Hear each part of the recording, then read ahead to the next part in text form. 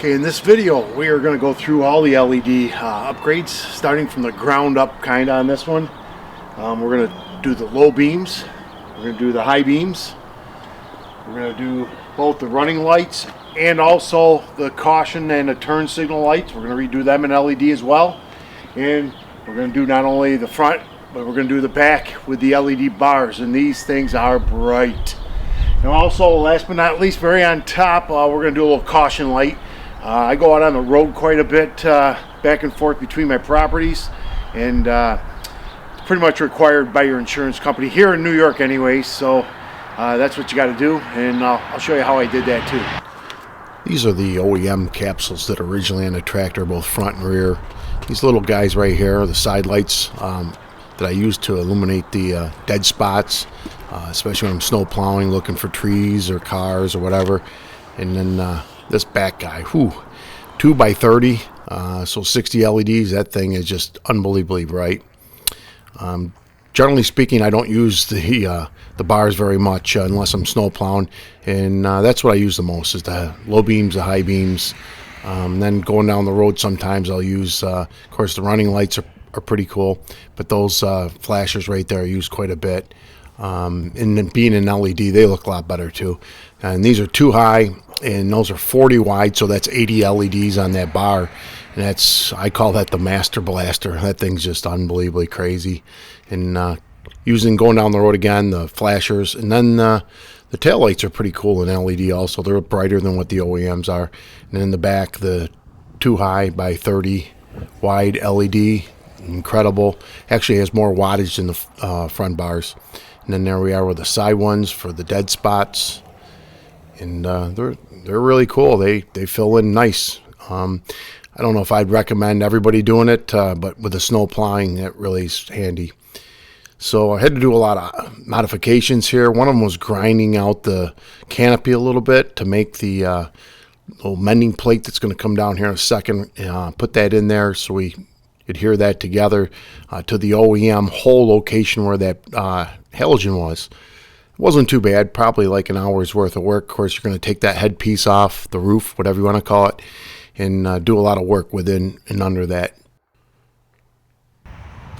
Overall, I'm very impressed with the way everything came out. A couple little weird things I'm showing you right now where the OEM halogen lights, where the canopy was naturally rounded out. This is from the factory. I guess I'm not going to fix it, but that kind of bugs me. I'm a perfectionist, so that's kind of eats away at me a little bit. Here I'm going to show you a lower powered version of that bar that I've used, and I'll put a link in the description for that too. I actually ran that for like an hour or two with the OEM fuse. Never popped the fuse, which is only 10 amp by the way, and that worked really well. I like the other version a little bit better though. You can kind of see in those high beams, especially the LED capsules, showing you like that yellow with that little red line in there. I think that's kind of cool too. It actually shows up better in real life than it does on film after I preview it back here. Speaking of film, inside the cab I put this to dim down the bright lights down that we have right there on the coach, and also the flashers. Let's take a look under the hood so we can see what the headlights, the high beams and low beams look like, and it's pretty much all normal. Clean wiring still as OEM was, just has the LED capsules in there. And you can kind of see here, I still have the plastic on the seat. Tractor has about 60 hours on it right now. Get a good look at the metal plate that I fabricated up. And here we got a quick connect in the back. Now we're inside the cab. That's the switch. And to the left of the switch is a little mode where you can switch to different patterns on the LED. You can see the incandescent on the left and the LED over on the right. Not sure how this is going to get on film, but man, there is a huge difference. I'm going to say 4 to 5 times brighter. Not that these coach lights are really used for any actual lighting purposes, but if you can see on the side of the tractor here, it does actually put out some light on it. And yeah. Okay, going to give you a little night footage. I'll kind of be quiet, I guess, during this. Just let you study what we're doing there. If you notice on the upper right of your screen, I made a little module that, whoa, should have had the rear light on, almost hit that guy. A little bit of a module there that shows you what's on at the time.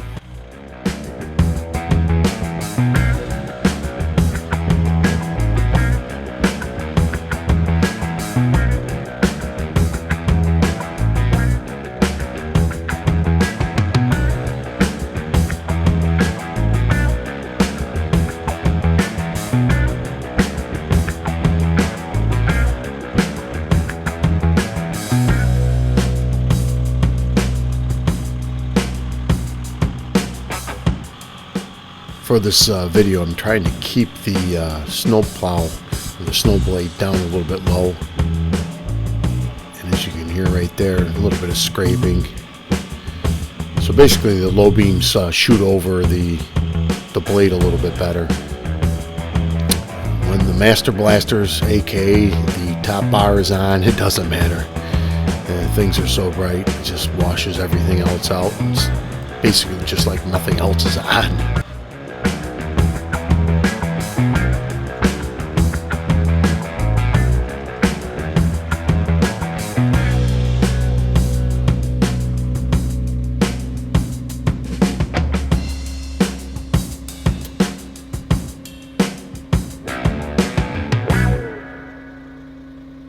This gives you a pretty good shot of the high and the low beams right here.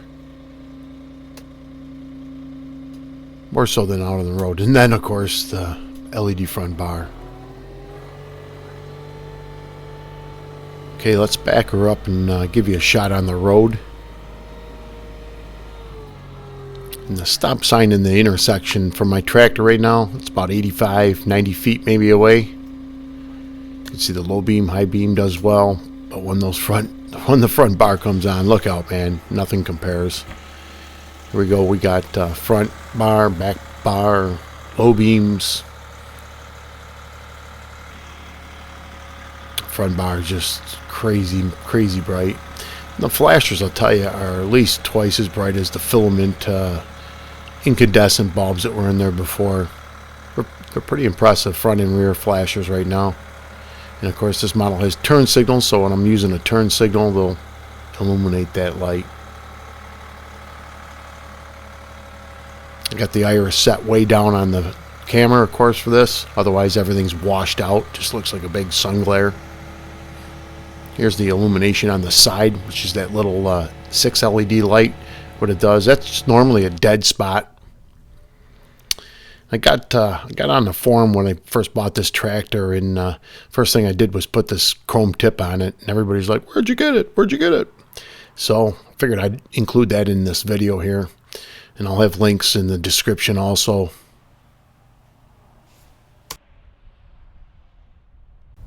The rear bar being 60 LEDs, they're 8 watts a piece, so it's 480 watts. It's a killer. Okay, let's do some sound. We're going to show you what I did for the upgrades in the sound. Of course, the Kenwood head unit, it's a BT322U. It's made by Kenwood.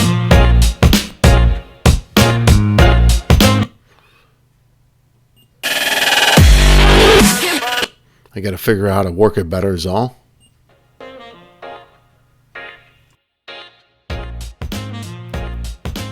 I mounted the Bluetooth microphone over to the right of the unit. Kind of figured that's the best spot to be close to my mouth when I'm talking on the phone. And from reports from other folks, they said it sounds really good. So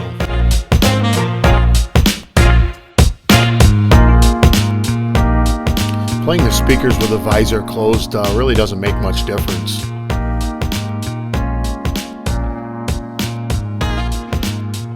I went a little extreme with the speakers, 5.5 inch. I actually got to recommend probably going with a 4-inch. My idea was I wanted to get as much rich sound without subwoofers as possible. So I put the 5.5s in front and back. The front, there's enough space, but you got to see, or you can see how close they're cramped. In the back, there's just not hardly any room up above with all the HVAC runs that they have up there. I struggled getting these in. You can now see the original 4-inch full range speakers that were in there, came from the factory. Night and day comparison.